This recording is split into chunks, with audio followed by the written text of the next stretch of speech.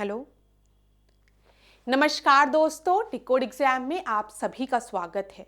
आज की क्लास में हम लोग डिस्कस करेंगे मॉक टेस्ट 27 जो कि आपके यूपीपीसीएस प्रीलिम्स 2026 के लिए बहुत ही महत्वपूर्ण है। तो चलिए आज की क्लास को स्टार्ट करते हैं मेरे साथ ऐश्वर्या सिंह के साथ। क्लास में कहीं पर भी डाउट होगा तो आप लोग मुझे कमेंट बॉक्स में बता सकते हैं। आज की क्लास का हम पहला प्रश्न देखते हैं। असर्शन रीजन पे बेस्ड है। आप में से किसी स्टूडेंट ने कहा था कि मैम असर्शन रीजन पे बेस्ड प्रश्न को बताइए, ठीक है। तो कथन कारण से रिलेटेड ये प्रश्न है। देखिए क्या है, हिंदी इंग्लिश दोनों माध्यम में दिए गए हैं प्रश्न, तो जिस भी माध्यम से आप हैं उस माध्यम में प्रश्न को पढ़िए। कथन है, काराकोरम श्रेणी को उच्च एशिया की रीढ़ कहा जाता है। कारण है, इस श्रेणी पर बाल्टोरा, बियाफो तथा हिस्पान नामक हिमानिया स्थित है, ठीक है। Karakoram range is called the backbone of high Asia, ठीक है। काराकोरम रेंज को एशिया की बैकबोन कहा जाता है, ये बिल्कुल सही है। कई बार तो पेपर में प्रश्न आपको इसी तरीके से दिख जाता है कि किस रेंज को एशिया की बैकबोन कहा जाता है। काराकोरम दे देगा आपको, हिमाद्री रेंज दे देगा, ठीक है, शिवालिक रेंज दे देगा। तो याद रखिएगा काराकोरम रेंज को। बाल्टोरा, बियाफो और हिस्पान ग्लेशियर जो है वो सिचुएटेड है इस रेंज में, ये भी बिल्कुल सही है। दोनों ही स्टेटमेंट जो इस प्रश्न में दिए गए हैं वो बिल्कुल सही है। और इस प्रश्न का सही उत्तर क्या हो जाएगा? Both A and R correct and R is not the correct explanation of the statement ए।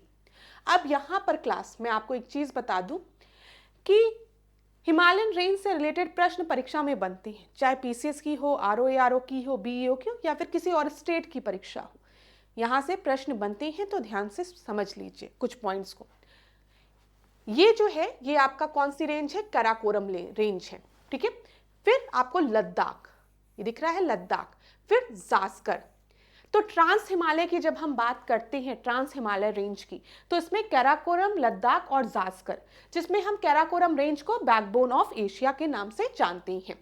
फिर ट्रांस हिमालय की बात, ये क्या है? ये ट्रांस हिमालय है, ठीक है, ट्रांस हिमालय। ट्रांस हिमालय के बाद आपको देखने को मिलता है ग्रेट हिमालय, ये ग्रेट हिमालय रेंज है, ठीक है। फिर जो सबसे आउटर रेंज है ये कौन सी रेंज है? शिवालिक रेंज है।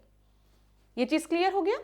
चलो अभी इनसे रिलेटेड वन लाइनर क्वेश्चन हम देख लेंगे तो और चीजें आपको क्लियर होती जाएगी, तो बिल्कुल भी परेशान होने की आवश्यकता नहीं है। यहां पर देख लो, मैं थोड़ा इधर आऊं, वन लाइनर क्वेश्चन के फॉर्म में देखते हैं। ये जो सारे वन लाइनर क्वेश्चन हैं ये आपके विभिन्न परीक्षाओं में पूछे गए प्रश्न हैं। इनको हम वन लाइनर क्वेश्चन के माध्यम से इसलिए देख रहे हैं क्योंकि कम समय में मैक्सिमम पॉइंट्स को हम रिवाइज कर सके।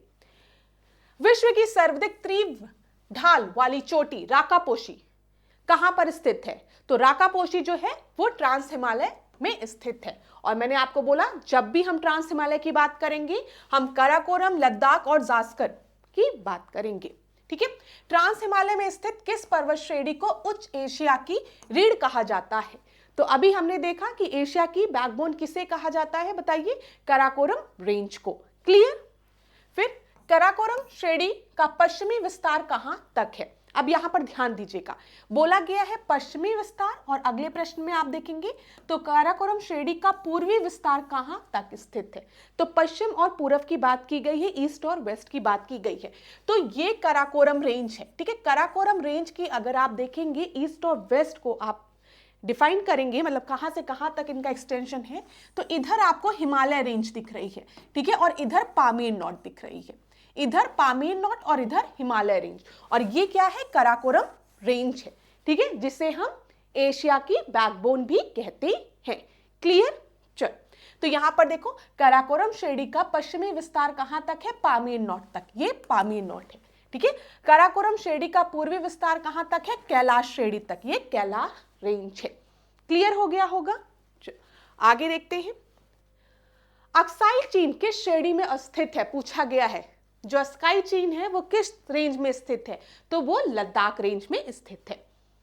लद्दाख श्रेणी की सर्वोच्च चोटी कौन सी है? लद्दाख श्रेणी की पूछा गया है, तो राकापोशी। याद रखिएगा, यहां पर अगर आपने प्रश्न देखा होगा तो यहां पे पूछा गया था विश्व की सर्वाधिक तीव्र ढाल वाली चोटी राकापोशी कहां पर स्थित है? तो ट्रांस हिमालय में। और ट्रांस हिमालय की रेंज में ही आपका काराकोरम, लद्दाख, जास्कर आता है। और प्रश्न आपको इस तरीके से भी एग्जाम में देखने को मिल सकता है कि लद्दाख श्रेणी की सर्वोच्च चोटी कौन सी है? तो आप बताएंगे राकापोशी। ये चीज क्लियर हो गई होगी। चलो, जास्कर श्रेणी की सबसे ऊंची चोटी कौन सी है? तो नंगा पर्वत, याद रखिएगा, जास्कर की नंगा पर्वत। ये देखो, ये यहां पर है, ये जास्कर रेंज है, यहां पर आपको नंगा पर्वत दिखेगा। भारत की सबसे गहरी गाज कहां पर स्थित है? तो बूंजी गाज, जो कि कहां पर है? लद्दाख में है। काराकोरम श्रेणी को किस उपनाम से जाना जाता है? ये भी प्रश्न बन सकता है। तो कृष्णागिरी पर्वत के नाम से काराकोरम श्रेणी को जाना जाता है। अब जब भी काराकोरम रेंज की बात आएगी तो आपको दो चीज याद रखनी है। क्या याद रखनी है? सबसे पहले इसे एशिया का बैकबोन कहा जाता है, और दूसरा इसका जो उपनाम है वो है कृष्णागिरी भी। और अगर हम ट्रांस हिमालय में देखेंगे तो सबसे ऊपर हमें काराकोरम देखने को मिलती है, फिर लद्दाख, और फिर इधर जास्कर रेंज देखने को मिलती है। पामीर की घाट कहां पर स्थित है? ये ट्रांस हिमालय में स्थित है, ठीक है, ट्रांस हिमालय के बगल में। चलो, फिर अब हम बृहद हिमालय की बात करते हैं। ग्रेट हिमालय की बात हम कर रहे हैं। बर्फीली हिमालय अथवा हिमाद्री किस हिमालय को कहा जाता है? ग्रेट हिमालय को कहा जाता है हिमाद्री। महान हिमालय का विस्तार कहां से कहां तक है? तो ये आपका सिंधु से नामचा बर्मा पर्वत तक है, ठीक है, सिंधु से नामचा बर्मा पर्वत तक इसका एक्सटेंशन है। किसका? ग्रेट हिमालय की बात हो रही है। ट्रांस हिमालय सबसे ऊपर है। ट्रांस हिमालय के में 3 है आपके, काराकोरम, लद्दाख, जास्कर, ठीक है। फिर उसके बाद ग्रेट हिमालय है। क्लियर है? महान हिमालय लघु हिमालय से किस संरचना द्वारा अलग होता है? तो मेन सेंट्रल थ्रस्ट द्वारा जो है वो ये आपका महान हिमालय, ग्रेट हिमालय लघु हिमालय से अलग होता है। कौन सा थ्रस्ट है?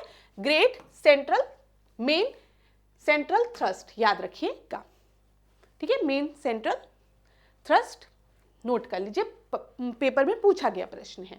अब देखो श्रेणी, और कौन सी श्रेणी कहां पर स्थित है? पीर पंजाल श्रेणी की जब हम बात करेंगे रेंज की, तो ये जम्मू कश्मीर में स्थित है।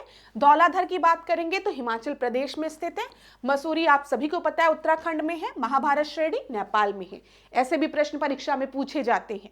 मैंने आपको पहले भी बताया है, ये जो वन लाइनर क्वेश्चन है ये परीक्षा में पूछे गए प्रश्न है। इनको हम वन लाइनर फॉर्म में इसलिए डिस्कस कर रहे हैं ताकि कम समय में मैक्सिमम चीजों को रिवाइज कर सके।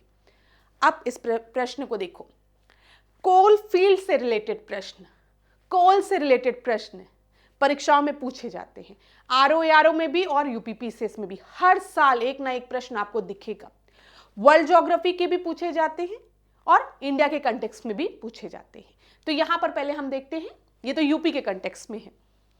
Which one of the following coal-based power plant is situated in the Uttar Pradesh? निम्नलिखित में से कौन सा कोयला आधारित बिजली संयंत्र उत्तर प्रदेश में स्थित है?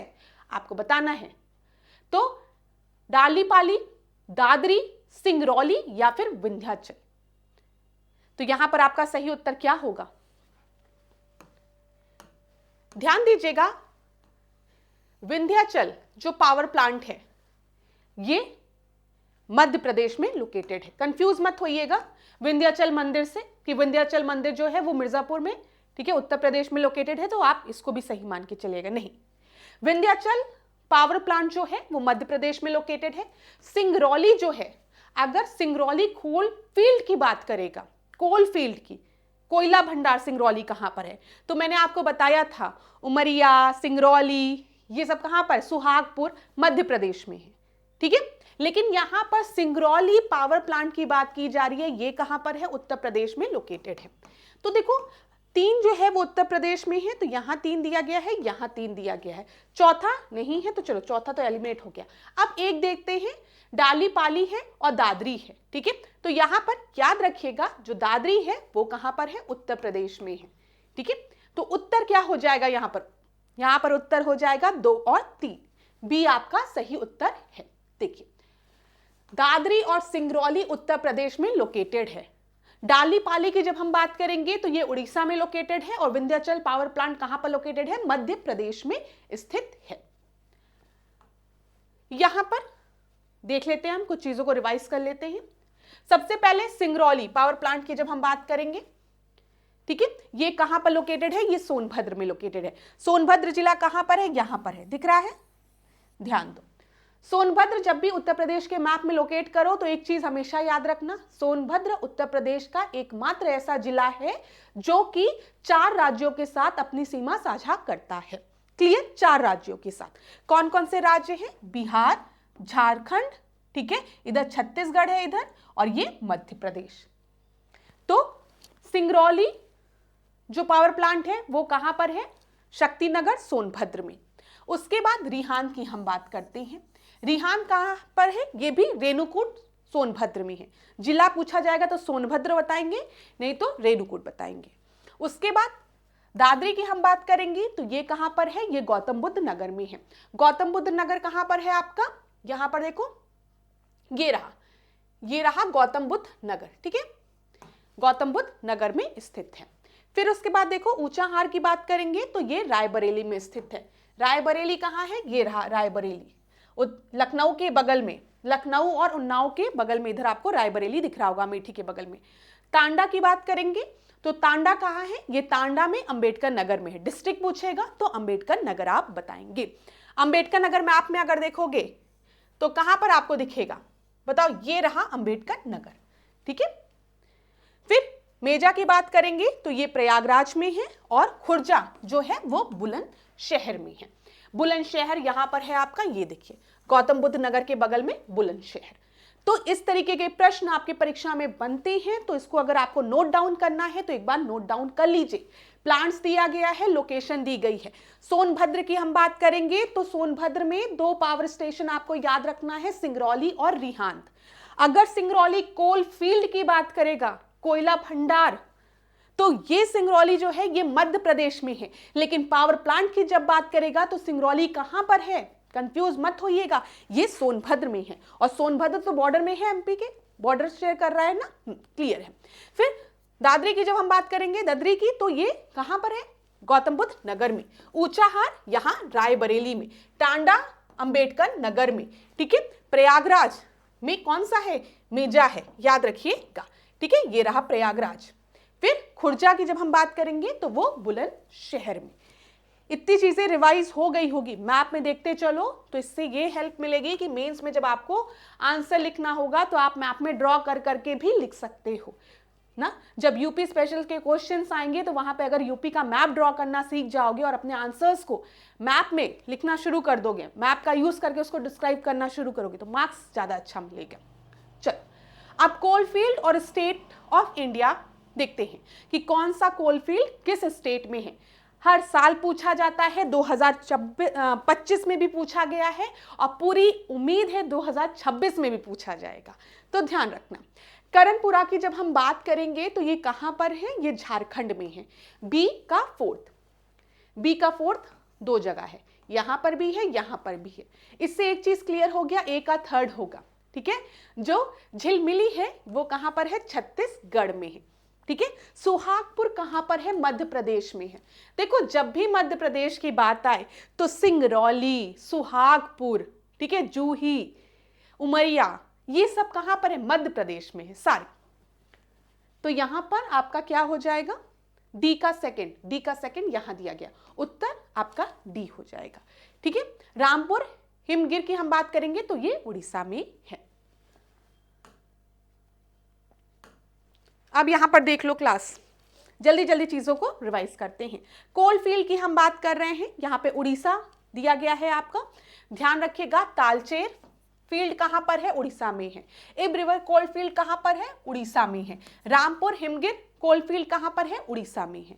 राम ताल इब, ठीक है, याद रखिएगा। आगे बढ़ते हैं, सिंगरौली की बात करेंगे हम, ठीक है।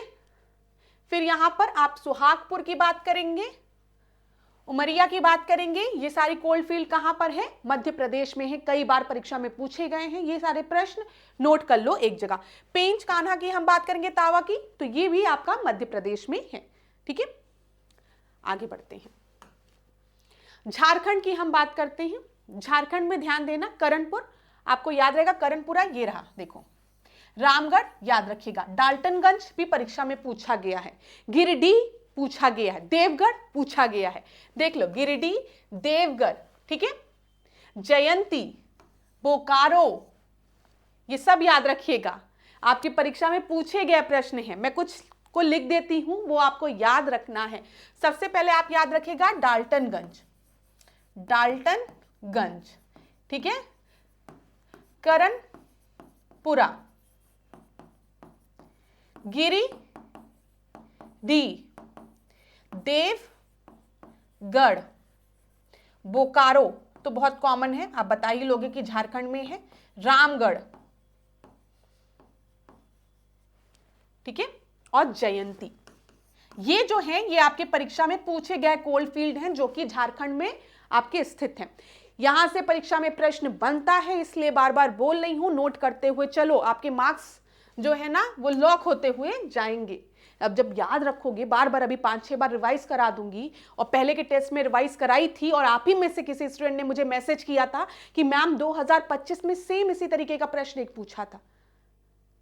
तो आप बताइए, पढ़ते चलो ना एक एक चीज को, आपको बेनिफिट मिलेगा। देखो, अगर सुमेलित करने को भी आ गया क्लास, ठीक है, और इनमें से अगर कोई भी एक ऑप्शन आपको आता है कि मुझे पता है कि करनपुरा जो है या गिरिडीह जो है वो झारखंड में है, तो मैं एलिमिनेट कर लूंगी ना। सुहागपुर जो है वो मध्य प्रदेश में है, तो एलिमिनेट कर लूंगी ना। फिर आराम से आंसर हम लोग निकाल सकते हैं। इसीलिए थोड़ा थोड़ा याद करते हुए चलो, कुछ चीजें तो आपको याद करनी ही पड़ेगी। अब ये देखो, ये भी प्रश्न परीक्षा में पूछा गया है। क्या पूछा गया है? रणजीत घाटी, तंदूर, वरोरा, लालमटिया, ठीक है, ये इंडियन स्टेट दिए गए हैं, ये कोयला क्षेत्र दिए गए हैं। तो यहां पर ध्यान देना कि जब हम बात करते हैं वरोरा की, तो ये महाराष्ट्र में है। सी का फोर्थ एक ही जगह दिया गया है। देखो, वरोरा जो है वो महाराष्ट्र में, सी का फोर्थ उत्तर क्या हो गया? सी आपका सही उत्तर यहां पर हो गया। कितना आसान था ये। अब यहां पर रंगीत याद रखना, रणजीत दिया है, रंगीत है वो कहां पर लोकेटेड है? सिक्किम में लोकेटेड है। लिख लो इस चीज को, हो सकता है परीक्षा में फिर से पूछ ले। रंगीत is a tributary of Teesta river and which is the largest river in the Indian state of Sikkim. लिखो, इसी की अगल बगल आपका रंगीन घाटी भी लोकेटेड है। फिर तंदूर की हम बात करेंगे तो ती से तंदूर, ती से तेलंगाना, याद रहेगा, टी से तंदूर, टी से तेलंगाना। वरोरा, डब्ल्यू से वरोरा और इसको उल्टा कर दोगे तो एम से महाराष्ट्र, वरोरा से महाराष्ट्र। इसीलिए मुझे तो यही याद था कि वरोरा लिखा हुआ था, मैंने वरोरा को उल्टा किया तो एम से 2 ही जिले थे, मतलब 2 ही स्टेट्स थे, एक मध्य प्रदेश, महाराष्ट्र, तो मैंने ऐसे याद कर लिया, तो महाराष्ट्र है, वरोरा, वाह वाह वाह। जब मुंबई जाओ तो वाह वाह वाह होता है, वरोरा करके ऐसे करके याद कर लो। ललमटिया की हम बात करेंगे तो ललमटिया झारखंड में है, लिख लो। ये परीक्षा में पूछे गए हैं इसलिए आपको बता रही हूं। देखो, याद करने का तरीका कोई भी हो, एग्जाम में प्रश्न का उत्तर सही होना चाहिए, ठीक है, किसी भी तरीके से याद करो। 4 ऑप्शन दिए रहेंगे, आपको ट्रिक अपनी याद आ जाएगी, तो इसीलिए बार बार रिवीजन करना आवश्यक है। अब कुछ कोयला से रिलेटेड प्रश्न देखते हैं, जैसे बेस्ट क्वालिटी का कोयला कौन सा होता है? बेस्ट क्वालिटी कोल की कौन सी होती? एंथ्रासाइट होती है। क्या भारत में एंथ्रासाइट पाई जाती है? हाँ, भारत में जम्मू कश्मीर के छोटे से हिस्से में एंथ्रासाइट मिलता है, लेकिन वो बहुत कम क्वांटिटी में वहां मिलता है। भारत में अगर हम देखें तो किस तरीके का कोयला हमें मिलता है, ये सारे प्रश्न अब हम करने जा रहे हैं। देखो, किस प्रकार का कोयला जलते समय सबसे कम धुआं, किस प्रकार का कोयला जलते समय धुआं नहीं देता तथा ताप सबसे अधिक देता है? तो जो बेस्ट क्वालिटी का कोयला होगा वही सबसे कम धुआं देगा। तो बेस्ट क्वालिटी का कोल कौन सा है? एंथ्रासाइट है, याद रखिएगा।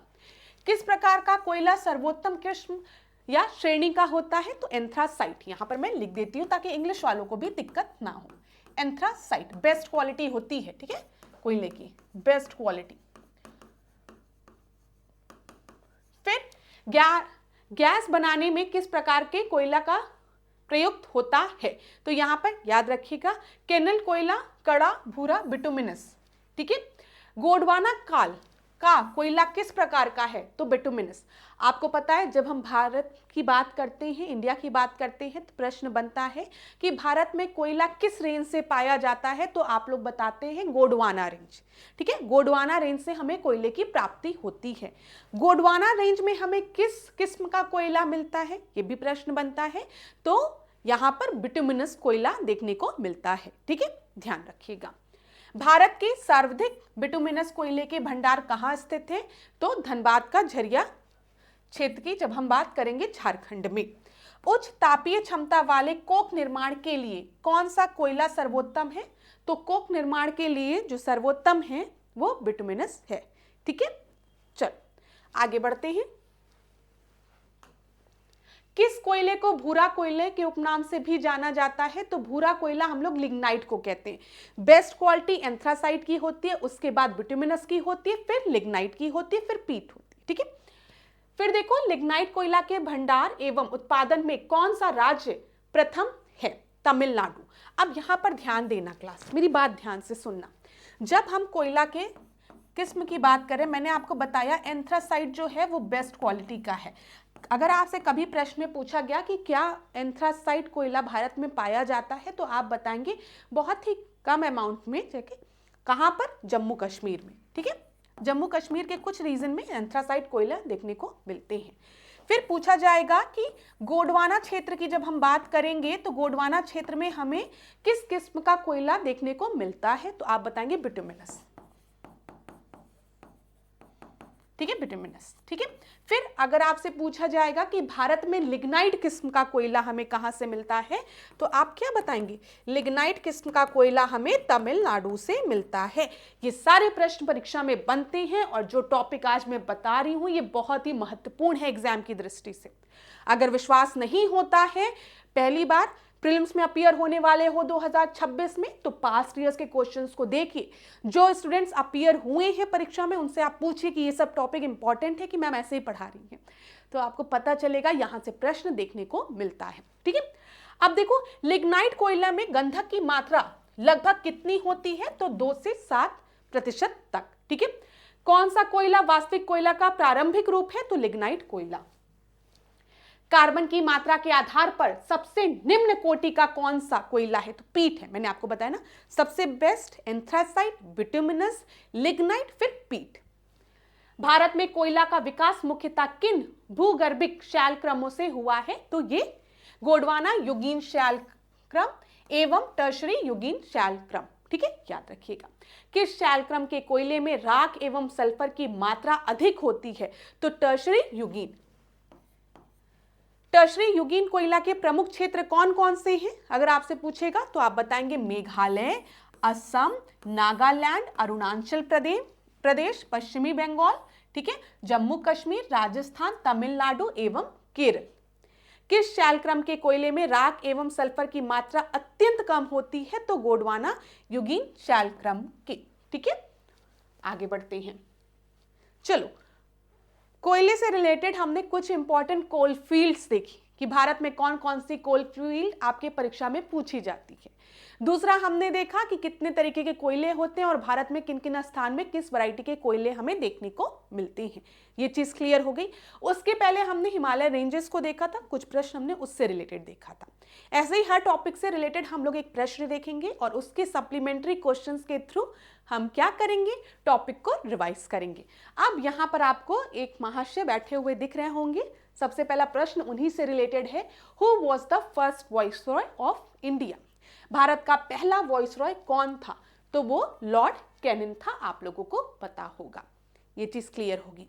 ठीक है, अब कुछ प्रश्न और देखते हैं। हम इस टॉपिक को रिवाइज करते हैं। हम लॉर्ड कैनिंग के कार्यकाल के दौरान निम्नलिखित में से कौन सा विश्वविद्यालय स्थापित नहीं किया गया था? अच्छा, सबसे पहले आप एक चीज जानिए। 1857 की क्रांति, जिसे हम फर्स्ट वॉर ऑफ इंडिपेंडेंस कहते हैं, ठीक है, 1857 की क्रांति। 1857 की क्रांति के बाद गवर्नमेंट ऑफ इंडिया एक्ट 1858 आता है, जिसमें कि क्वीन डिक्लेरेशन होता है। क्वीन डिक्लेरेशन में क्या कहा जाता है? आज से जो पावर है वो ब्रिटिश क्राउन को हस्तांतरित की जाती है। ठीक है, कौन सॉवरेन होगा, कौन सुप्रीम होगा? क्राउन सुप्रीम होगा। अब भारत के जो लोग हैं वो किसी कंपनी के अंदर नहीं आएंगे, उन पर कोई कंपनी रूल नहीं करेगी, उन पर कौन रूल करेगा? ठीक है, वो कौन सॉवरेन होगा? क्राउन सॉवरेन होगा, क्वीन सॉवरेन होगी। तो जो पावर है वो हस्तांतरित कर दी जाती है कंपनी से, किसको? क्राउन को। और यहां पर जो गवर्नर जनरल ऑफ इंडिया की पोस्ट होती थी उसका नया नाम रख दिया जाता है। क्या नाम रख दिया जाता है? वाइसरॉय। ठीक है, 2 पोस्ट क्रिएट होती है, एक वाइसरॉय की, एक सेक्रेटरी की। सेक्रेटरी जनरल की। जो सेक्रेटरी जनरल होता है वो फॉरेन में बैठा रहता है, मतलब इंग्लैंड में बैठा रहता है। वाइसरॉय की बात करते हैं, viceroy is a representative of crown, जो कि भारत में रहता है। तो पहला वाइसरॉय कौन है? लॉर्ड कैनिंग है, ठीक है। और लॉर्ड कैनिंग के दौरान 1857 के दौरान अगर हम देखेंगे तो कौन से विश्वविद्यालय की स्थापना नहीं हुई है? तो ध्यान रखिएगा, कोलकाता, बॉम्बे और मद्रास, इन तीनों की जो स्थापना है वो लॉर्ड कैनिंग के समय में हुई है, लेकिन इलाहाबाद विश्वविद्यालय की स्थापना बाद में हुई है। अभी डिस्कस करते हैं। भारत अधिनियम 1858 के अंतर्गत क्या हुआ था?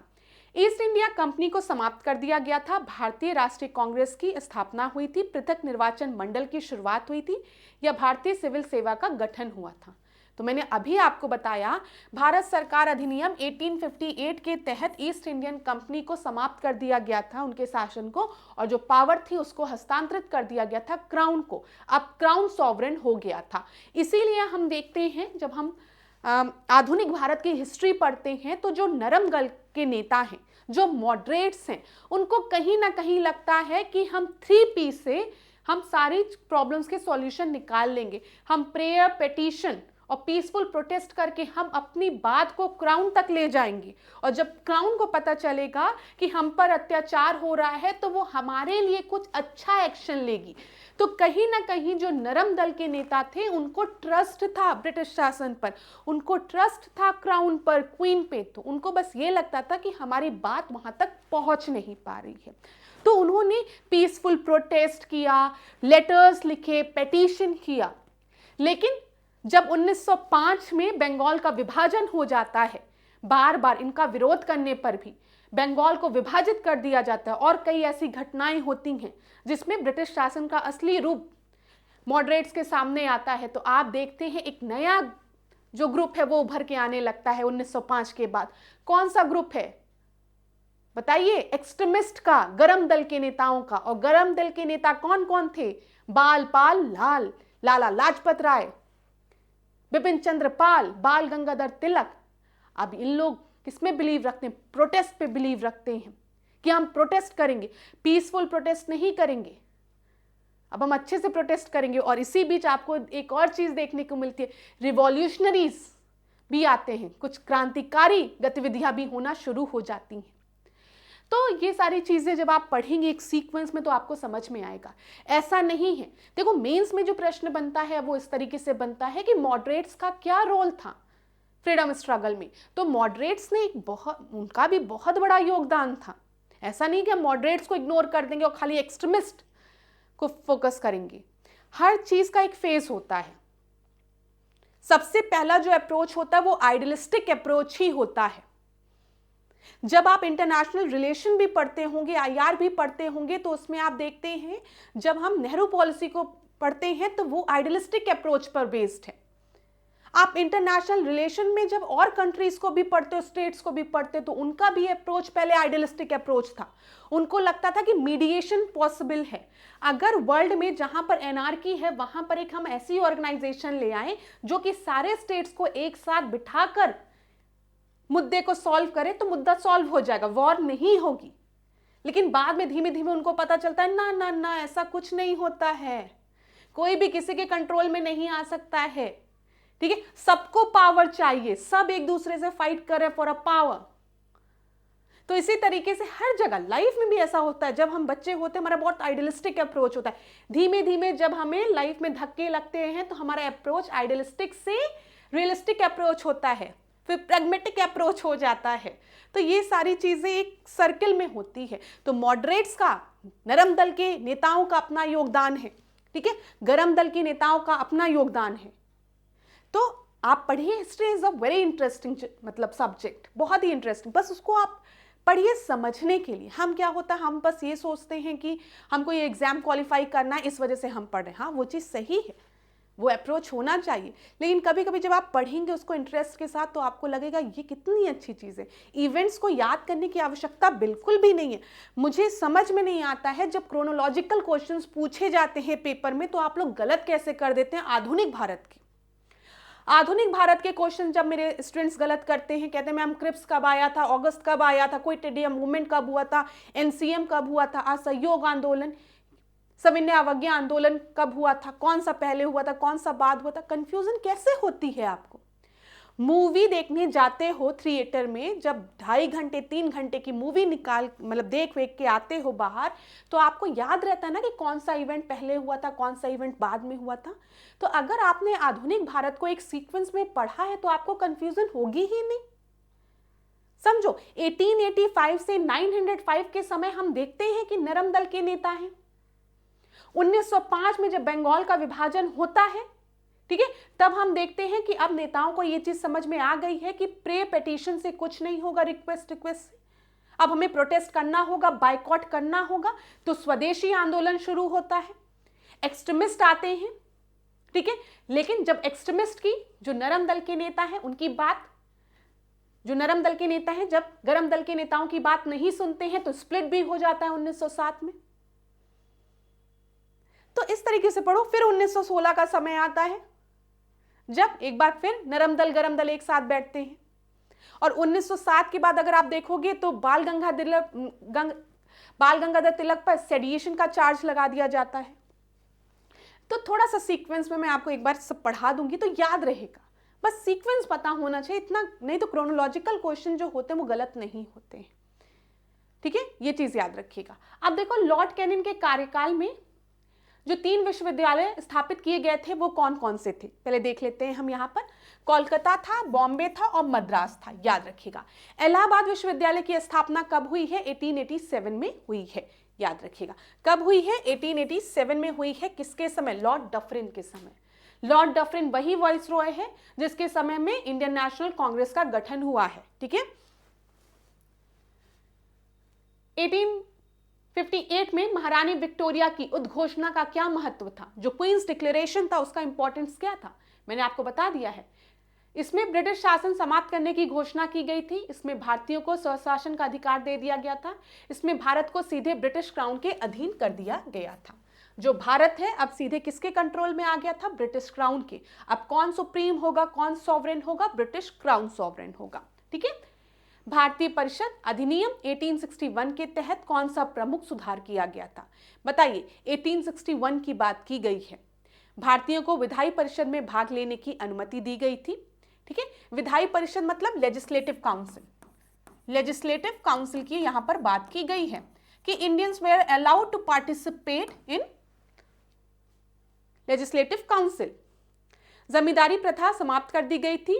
लैब्स की नीति, doctrine of lapse, Lord Dalhousie वाला जो था, की नीति लागू की गई थी। बॉम्बे और मद्रास प्रेसिडेंसी का विलय कर दिया गया था। ये सारे गलत है, यहां पर सही ये है, ए सही है। भारतीयों को विधायी परिषद में भाग लेने की अनुमति दी गई थी।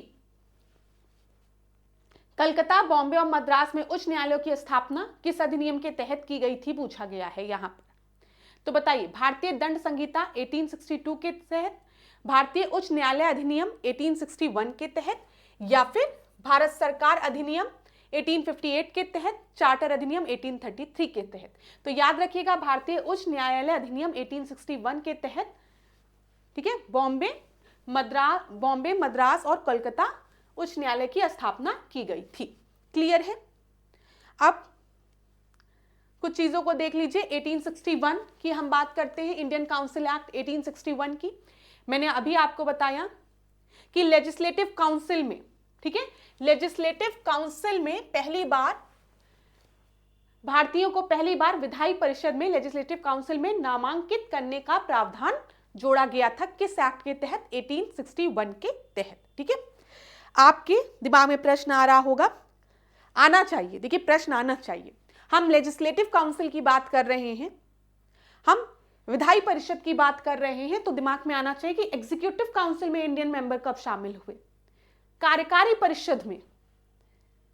आज के समय में जब हम गवर्नमेंट को हम बात करते हैं, अपने स्ट्रक्चर की हम जब बात करते हैं, ठीक है, तो हम कहते हैं ना 3 चीज है, क्या? जुडिशरी, ठीक है, लेजिस्लेचर और एग्जीक्यूटिव।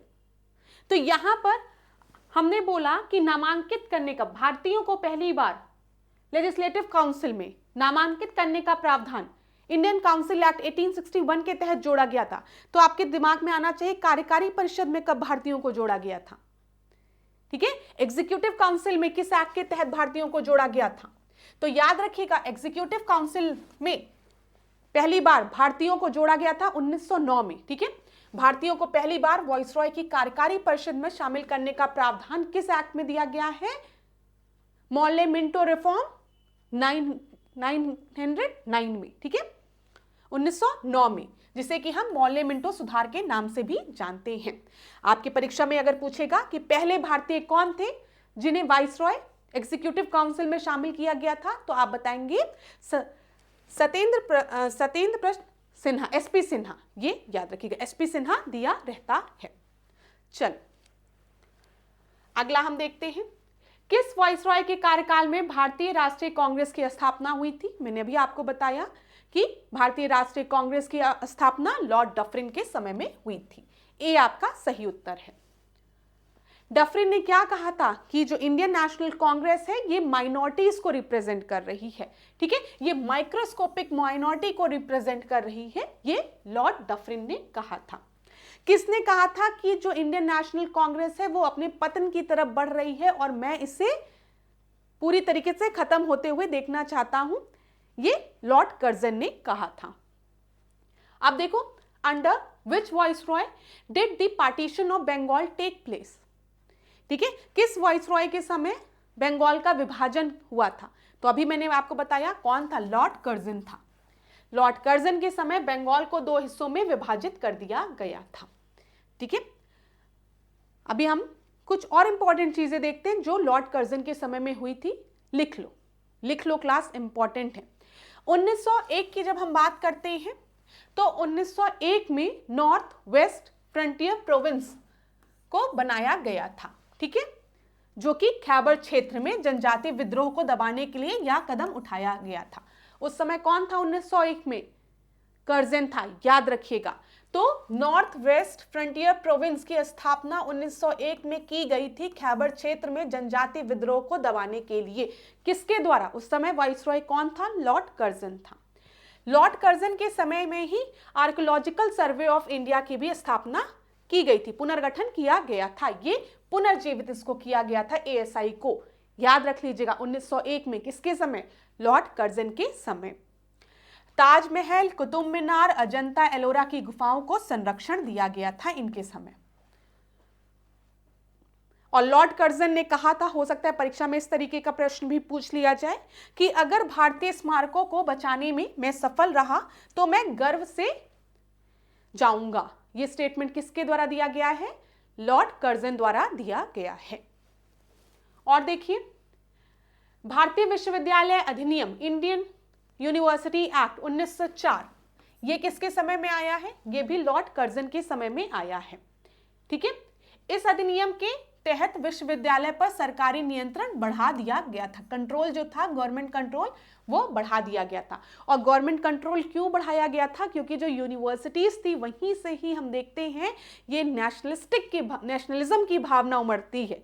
ठीक है, अब जो यंग हैं, देखिए यंग लोग जो हैं, they are full of power ना, उनके पास स्ट्रेंथ भी है, पावर भी है, नई सोच भी है, सोचने का तरीका भी उनका अलग होता है, तो और खून भी गर्म होता है, तो कोई एक्शन परफॉर्म करने के लिए ये ज़्यादा एक्टिव रहते हैं। ठीक है, जैसे जैसे हम लोग बूढ़े होते जाएंगे, मन नहीं करेगा, उठो बैठो बात करो, कुछ भी करो, जिसको जो करना है करो, ऐसा।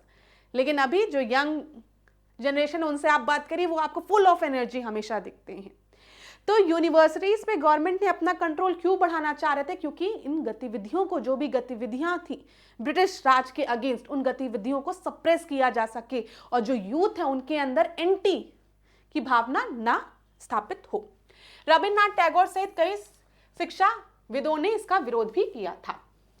बंगाल का विभाजन पूछा जाता है कि बंगाल का पार्टीशन किस दिन हुआ था? तो 16 अक्टूबर 1905 को बंगाल का विभाजन हो गया था। कौन वाइसरॉय था? कर्जन था। बंगाल को 2 हिस्सों में विभाजित कर दिया गया था, ईस्ट बंगाल, वेस्ट बंगाल। ठीक है, याद रखिएगा। अच्छा, बंगाल को विभाजित करने के पीछे का कारण क्या बताया गया था? तो बोला गया था कि एडमिनिस्ट्रेशन पॉसिबल नहीं हो पा रहा, बंगाल एक बहुत बड़ा प्रोविंस है, इसको एक साथ एडमिनिस्टर करना पॉसिबल नहीं है, इसीलिए हम इसको 2 हिस्सों में बांट रहे हैं। ये ब्रिटिश राज द्वारा बोला गया था, लेकिन हम जानते थे कि वास्तविकता क्या थी। बांटो और राज करो, फूट डालो बांटो और फिर राज करो। अभी भी कहीं ना कहीं हम देखते हैं कि लोग क्या करते हैं, जब लोग देखते हैं कि कहीं पर स्ट्रेंथ है तो फूट डालते देते हैं लोगों के बीच में। अब जब फूट डाल देते हैं और जब लड़ाइयाँ शुरू हो जाती तो उनको बांटना और अलग करना बहुत ही आसान रहता है। तो यहाँ पर ध्यान दीजिए, ब्रिटिश सरकार का तर्क क्या था कि प्रशासनिक एडमिनिस्ट्रेशन, ठीक है, प्रशासनिक सुविधा के लिए विभाजन किया जा रहा है। भारतीयों का विरोध क्या था, इसे फूट डालो और राज करो नीति माना जा रहा था। ठीक है, लोगों ने इसका विरोध भी किया था और बाद में हम देखते हैं स्वदेशी मूवमेंट, बायकॉट मूवमेंट स्टार्ट होता है। ठीक है, और 1906 की अगर हम बात करेंगे तो मुस्लिम लीग का गठन होता है। ठीक है, आगा खान, सलीमुल्लाह खान, ढाका में मुस्लिम लीग का गठन होता है। मुस्लिम लीग की डिमांड क्या होती है, हमें पृथक निर्वाचन चाहिए। मोहल्ले मिंटो रिफॉर्म में बोल भी दिया जाता है कि आपको पृथक निर्वाचन दिया जाएगा। इंडियन नेशनल कांग्रेस ये सेपरेट इलेक्टोरेट की डिमांड कब एक्सेप्ट करती है, 1916 में, जब लखनऊ पैक्ट होता है मुस्लिम लीग और इंडियन नेशनल कांग्रेस के मध्य। याद रखिएगा ये सारी चीजें। और बाद में बोला जाता है सेपरेट इलेक्टोरेट की डिमांड को एक्सेप्ट करना, मोहल्ले मिंटो रिफॉर्म, इसी ने कहीं ना कहीं पाकिस्तान की नींव रख दी थी। ठीक है, फिर देखो 1911 की बात करते हैं तो 1911 में जो 1905 का विभाजन हुआ था उसे रद्द कर दिया जाता है।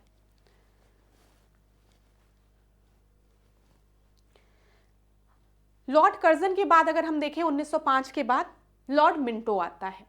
लॉर्ड मिंटो 1910 तक रहता है और याद रखिएगा लॉर्ड मिंटो के समय मोहल्ले मिंटो रिफॉर्म आता है और मोहल्ले मिंटो रिफॉर्म में पहली बार विधान परिषद में नामांकन का अधिकार मिलता है।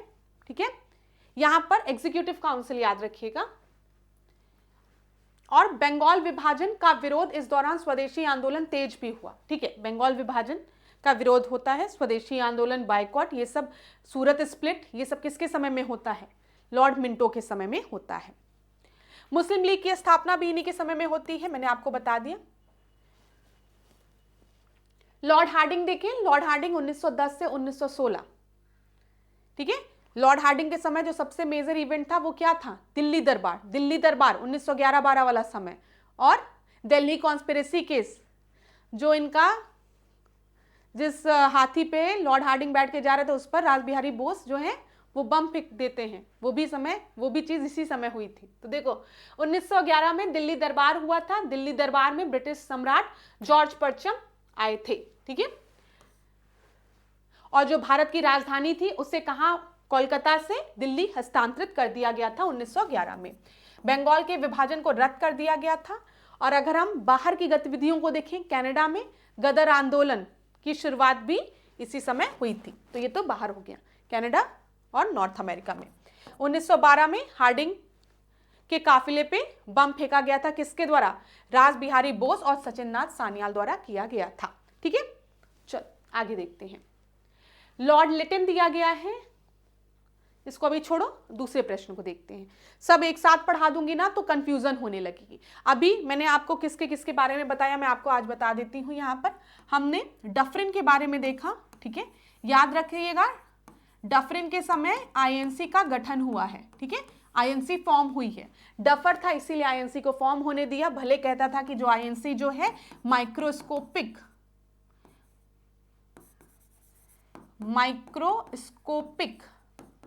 माइनॉरिटीज को रिप्रेजेंट कर रही है। ठीक है, लॉर्ड डफरिन के समय आईएनसी का गठन हुआ है 1885 में। फिर हमने कर्जन को देखा, 1905 में मेजर इवेंट, बंगाल का विभाजन होता है। फिर उसके बाद हमने मिंटो की बात की, मोहल्ले मिंटो रिफॉर्म। ठीक है, फिर मुस्लिम लीग का गठन, ये सब याद रखना मिंटो के समय में हुआ है। फिर उसके बाद हमने किसको देखा, हार्डिंग को देखा। तो बस अभी इतना ही डिस्कस करते हैं, थोड़ा थोड़ा डिस्कस करेंगे तो ज्यादा समय तक याद रहेगा। अभी सब आज भी बता दूंगी तो दिक्कत हो जाएगी। ठीक है, अब देखो यहाँ क्या है, ड्यूरिंग किस वॉइसरॉय के शासनकाल में जलियांवाला बाग हत्याकांड हुआ था। अगर आपको याद होगा 1917 को जो एक्ट आया है उसको हम मॉन्टेग्यू चेम्सफोर्ड रिफॉर्म कहते हैं। मॉन्टेग्यू जो है वो सेक्रेटरी है, चेम्सफोर्ड जो है वो वाइसरॉय है। और 1917 के बाद अगर हम देखेंगे 17, 18, 19 1919 में आपका जलियांवाला बाग कांड होता है 13 अप्रैल को। कहां पर होता है? पंजाब में होता है। कौन था? लॉर्ड चेम्सफोर्ड था। ठीक है, ये याद रखिएगा। बी आपका सही उत्तर है। यहां पर देखो, हम जब मॉन्टेग्यू चेम्सफोर्ड रिफॉर्म 1919 की बात करते हैं तो इसके कुछ इंपॉर्टेंट चीजें, सबसे इंपॉर्टेंट चीज तो यही है कि जो डायरकी थी उसको कहां पे लगाया गया था? प्रोविंस में लगाया गया था। ठीक है, और मैंने आपको पहले भी बताया है डायरकी मतलब दो सब्जेक्ट, रिजर्व लिस्ट और ट्रांसफर्ड लिस्ट, संरक्षित विषय और हस्तांतरित विषय। ठीक है, रिजर्व लिस्ट और ट्रांसफर्ड लिस्ट। जब हम आरक्षित विषय की बात करते हैं, मैंने संरक्षित बोल दिया ना, आरक्षित, ठीक है, रिजर्व, तो वो ब्रिटिश सरकार के नियंत्रण में था। जो वाइसरॉय था वही डिसीजन लेगा। जो भी सब्जेक्ट आपके रिजर्व लिस्ट में रहेंगे उस पर डिसीजन वाइसरॉय लेगा। ठीक है, जो सब्जेक्ट आपके ट्रांसफर्ड लिस्ट में होंगे, जो भी आपका वाइसरॉय और उसकी जो काउंसिल है उनके द्वारा वो डिसीजन लिया जाएगा। ठीक है, काउंसिल का भी इसमें पूछा जाएगा, तो वो आपकी ट्रांसफर्ड लिस्ट हो गई।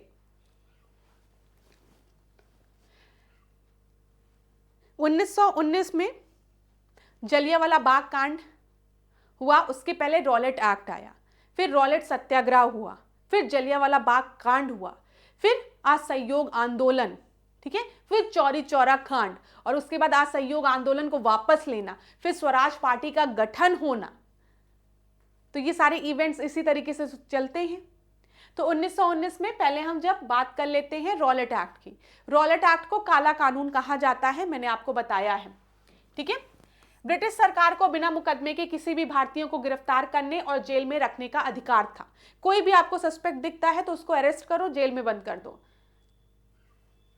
महात्मा गांधी ने इस कानून के खिलाफ रॉलेट सत्याग्रह शुरू किया था। भारतीयों में व्यापक असंतोष फैल गया, जो बाद में जलियांवाला बाग हत्याकांड का एक कारण भी बना था। जलियांवाला बाग हत्याकांड में क्या था कि जो देखिए प्रश्न है, सैफुद्दीन कुचलू, अच्छा यहां पर आपका दिया गया है, देखिए ये दिया गया है आपका, यहां पर ध्यान दीजिएगा कि सबसे पहले रॉलेट एक्ट आया जिससे कि काला कानून कहा जाता था, जिसे बिना दलील बिना वकील वाला कानून कहा जाता था, जिसको मन करता अरेस्ट करते, जेल में बंद कर देते। ठीक है, ना वकील बे रख सकता था वो, और ना ही वो अपनी दलील दे सकता था, कुछ भी नहीं, बस अरेस्ट रहो, बंद रहो जेल में। अब मैंने आपको बताया है कि ये वो समय था जब भारतीयों ने फर्स्ट वॉर में ब्रिटिशर्स का साथ दिया था। पंजाब एक ऐसा स्टेट था जहां से जो यूथ थे वो भर भर के गए थे, फर्स्ट वर्ल्ड वॉर में पार्टिसिपेट किया था उन लोग ने, ब्रिटिशर्स का साथ दिया था। और पंजाब में ही आप रॉलेट एक्ट लेके आ गए कि कोई भी अगर संदिग्ध दिखता है तो उसे बिना उससे बात किए सीधे जेल में ले जाकर बंद कर दो, ताकि कोई भी गतिविधि यहां पर ना हो, क्रांतिकारी गतिविधि कोई भी यहां पर ना हो। और इसी बीच जो वहां के पंजाब के जो लीडर्स थे, सैफुद्दीन किचलू, ठीक है, किचलू ब्रदर्स जो थे, उन्हें अरेस्ट भी कर लिया जाता है। अब आता है बैसाखी का दिन, लोग इकट्ठा होते हैं पंजाब के, बहुत लोग जो थे वो बैसाखी को सेलिब्रेट करने के लिए वहां पर इकट्ठा हुए थे जलियांवाले बाग में, और बहुत लोग अपने लीडर के अरेस्ट होने पर प्रोटेस्ट करने के लिए भी इकट्ठा हुए थे। तो मतलब वहां पर जो लोग थे ज्यादातर वो निहत्थे लोग थे, बच्चे, महिलाएं, बूढ़े, सब लोग थे, परिवार सेलिब्रेट कर रहा था। इसी बीच डायर ने गोलियां चला दी थी निहत्थे लोगों पर, जिसपे कई लोगों की मृत्यु भी हो गई थी, तो भागने की जगह ही नहीं बची थी।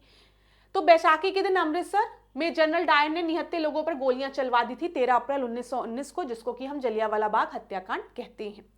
बोला जाता है 379 से अधिक लोग मारे गए थे, लेकिन अगर एक्चुअल डेटा देखें तो बहुत लोग घायल हुए थे। ये तो डेटा आपको सरकार द्वारा प्रोवाइड किया गया था, जिसमें नंबर्स को कम दिखाया गया था। महात्मा गांधी ने इस घटना के विरोध में केसर हिंद की उपाधि अपनी लौटा दी थी। ठीक है, और हंटर कमीशन का गठन भी हुआ था, किस लिए? इसी पूरे मामले की जांच के लिए, जांच पड़ताल के लिए। अभी एक मूवी बनी थी ना शंकर नायर पे, तो शंकर नायर ने भी अपनी उपाधि को लौटा दिया था। तो उसमें दिखाया भी गया है जलियांवाला बाग हत्याकांड के बारे में कि कितने लोग मरे थे, कैसे क्या था पूरा। लॉर्ड विलिंगटन के कार्यकाल की प्रमुख घटनाएं हम अगर देखें तो लॉर्ड विलिंगटन के कार्य की प्रमुख घटनाएं हम लोग बाद के लेक्चर में डिस्कस करेंगे, क्योंकि ये 1931 का समय आ गया है। अभी जो टाइमलाइन हम डिस्कस करें उसको देखते हैं। ये प्रश्न देखो, किस वाइसरॉय ने डॉक्ट्राइन ऑफ लैप्स को इंप्लीमेंट किया था? लॉर्ड डलहौजी ने। आसान प्रश्न है, ए आपका सही उत्तर है। लॉर्ड डेलहाउसी के डॉक्ट्राइन ऑफ लैप्स से जो प्रश्न बनता है उसको देख लो एक बार, कि doctrine of lapse Lord Dalhousie द्वारा सबसे पहले सतारा पे लगाया गया था, कब? 1848 में। फिर संबलपुर, फिर उदयपुर, फिर झांसी, फिर नागपुर, फिर करौली। ठीक है, ध्यान रखिएगा। ईयर ध्यान दीजिएगा क्लास, क्योंकि परीक्षा में पूछ लिया जाता है क्रोनोलॉजिकल ऑर्डर में। सुनो झांसी की नई कहानी करके आप याद कर सकते हैं। ठीक है, सुनो झांसी की नई कहानी, सू से सतारा 1848 में, नो से नागपुर याद कर लेना, सुनो से नागपुर। ठीक है, ये सू से सतारा, फिर ना से नागपुर, ऐसे करके। झा से झांसी, संबलपुर, ठीक है, करौली, फिर उदयपुर, कहानी में अवध हो गया। किस वाइसरॉय के कार्यकाल में भारत छोड़ो आंदोलन शुरू हुआ था? ठीक है, किसके कार्यकाल में आपका भारत छोड़ो आंदोलन शुरू हुआ था? अब यहां पर ध्यान दीजिएगा आप लोग कि ये थोड़ा हम लोग क्विट इंडिया मूवमेंट में पहुंच गए हैं, तो अभी हमने बीच वाला जो आपका असहयोग आंदोलन है, सविनय अवज्ञा आंदोलन को छोड़कर सीधे क्विट इंडिया मूवमेंट आ गए। लेकिन ठीक है, प्रश्न दिया गया है तो सॉल्व कर लेते हैं। तो क्विट इंडिया मूवमेंट जो था वो आपका स्टार्ट हुआ था लॉर्ड लिंथगो के समय। ए आपका सही उत्तर है। लॉर्ड लिंथगो के समय में हम देख लेते हैं जो प्रमुख घटनाएं थी वो कौन कौन सी थी।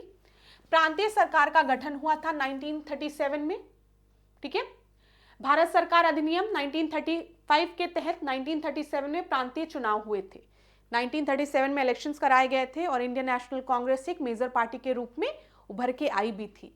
लेकिन बाद में जब सेकेंड वर्ल्ड वॉर स्टार्ट होती है और ब्रिटिश सरकार ने ये घोषणा कर दी थी, ब्रिटिश सरकार जो है बिना इंडियन नेशनल कांग्रेस से पूछे खुद ही घोषणा कर देता है कि सेकेंड वर्ल्ड वॉर में भी इंडिया जो है, जो भारत है, वो ब्रिटिशर्स का साथ देगी। तो इससे नाखुश होकर जो इंडियन नेशनल कांग्रेस के मेंबर्स थे वो रिजाइन कर देते हैं।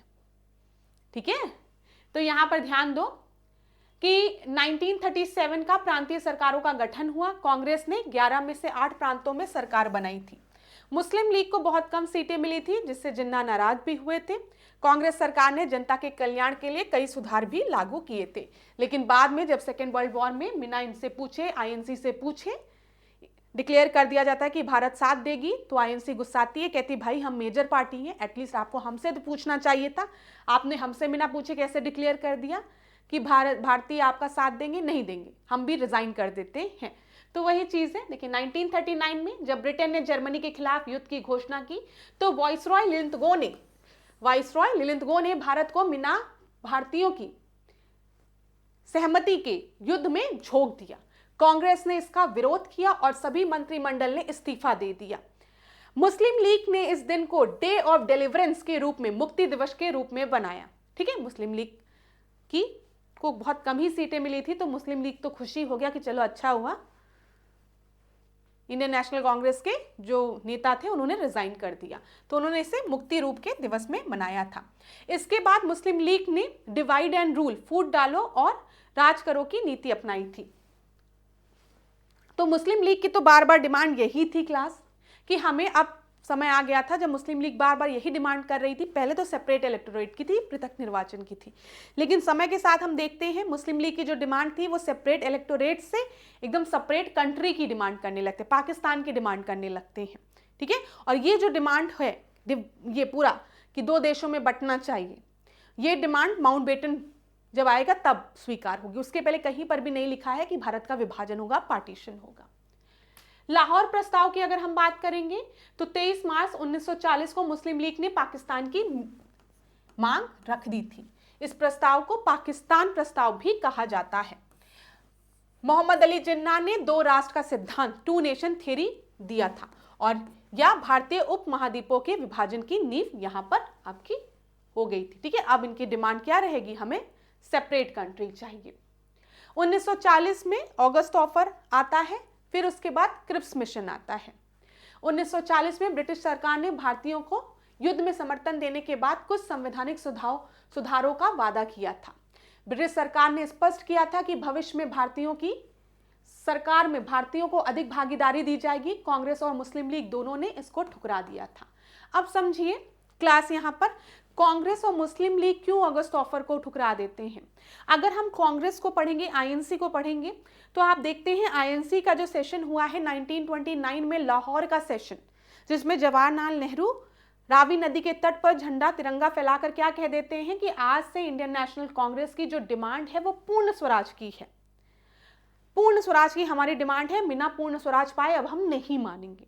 तो 1929 में ही हमने पूर्ण स्वराज की मांग कर दी है। ठीक है। हाँ, अगर एक साल पहले हम 1928 को देखते, जब नेहरू रिपोर्ट इन्होंने सबमिट की थी, तो नेहरू रिपोर्ट में इन्होंने डोमेनियन स्टेटस की बात की थी। अगर इस समय आप डोमेनियन स्टेटस दे दिए होते तो बात दूसरी थी, लेकिन आपने नेहरू रिपोर्ट में एक साल तक कोई भी एक्शन नहीं लिया। ठीक है। नेहरू रिपोर्ट में जो प्रस्ताव थे उसको ठुकरा दिया गया। तब बोला गया कि 1929 में लाहौर में दिसंबर में कि हम पूर्ण स्वराज की मांग करते हैं और आने वाली 26 जनवरी को हम पूर्ण स्वराज दिवस के रूप में मनाएंगे। तब ये डिक्लेयर कर दिया गया। तो अब ये चीज समझ में आ गया था कि 1929 1930 में आईएनसी की डिमांड अब पूर्ण स्वराज हो गई है, डोमेनियन स्टेटस तो पीछे गया। इसीलिए अभी जब अगस्त ऑफर में डोमेनियन स्टेटस ऑफर किया जाएगा तो हम कहेंगे हमको नहीं चाहिए। आईएनसी कहेगा भाई साहब नहीं समझ में आ रहा है, 1929 में ही पूर्ण स्वराज डिक्लेयर कर दिया था, अब डोमेनियन स्टेटस देके क्या फायदा, नहीं चाहिए, रखो, हमको किसी के मतलब अंदर नहीं रहना है भाई, अब हम पूर्ण स्वराज, पूरा कंप्लीट इंडिपेंडेंस हमको चाहिए। ठीक है। फिर हम देखते हैं जब क्रिप्स मिशन आता है तो क्रिप्स मिशन भी कहता है भाई हम, आप लोग थोड़ा युद्ध में हमारा साथ वाथ दीजिए, युद्ध खत्म होने दीजिए, फिर हम एक कमिटी बनाएंगे और उसके बाद हम आपका रिप्रेजेंटेशन बढ़ा देंगे, डोमेनियन स्टेटस आपको दे देंगे। हम कहेंगे हमको कुछ भी नहीं चाहिए, बल्कि क्रिप्स मिशन को पोस्ट डेटेड चेक भी डिक्लेयर कर दिया जाता है। मुस्लिम लीग क्यों नहीं मानेगा? मुस्लिम लीग इसलिए नहीं मानेगा क्योंकि मुस्लिम लीग ने भी अपनी डिमांड रख दी है कि हमको सेपरेट नेशन चाहिए, हम चाहते हैं भारत का विभाजन हो, पाकिस्तान बने, तो ये भी नहीं मानेगा बार बार। ठीक है, ये चीज क्लियर हो गई होगी आपको। अब देख लो यहां पर जल्दी से क्विक रिवीजन करा दूं। प्रांतीय सरकारों का गठन 37 में हुआ था। अच्छा क्लास, थोड़ा सा लाइट चली गई है तो इसीलिए आज के सेशन को यहीं पे एंड करना पड़ेगा। नेक्स्ट क्लास में हम कंटिन्यू करेंगे। अगर आपको कहीं पर भी डाउट होता है तो आप लोग मुझे बताइएगा। ठीक है, लेकिन इस लेक्चर को, सॉरी क्लास, मुझे यहीं पे एंड करना पड़ेगा। तो थोड़ा सा दिक्कत हुई, लेकिन उसके लिए मुझे आप लोग माफ करिएगा। जाते जाते मैं एक ही बात आपसे कहूंगी, खूब पढ़िए, खूब आगे बढ़िए, खुद पर विश्वास रखिए, अपने ईश्वर पर विश्वास रखिए, माता पिता के आशीर्वाद पे भरोसा रखिए। जीवन में आप लोग बहुत आगे जाएंगे। हमेशा खुश रहिए, जहां भी रहिए खुश रहिए और आगे बढ़िए। इसी तरीके से मेरे साथ ऐश्वर्या सिंह के साथ, डिकोड एग्जाम के साथ बने रहिए क्लास। धन्यवाद।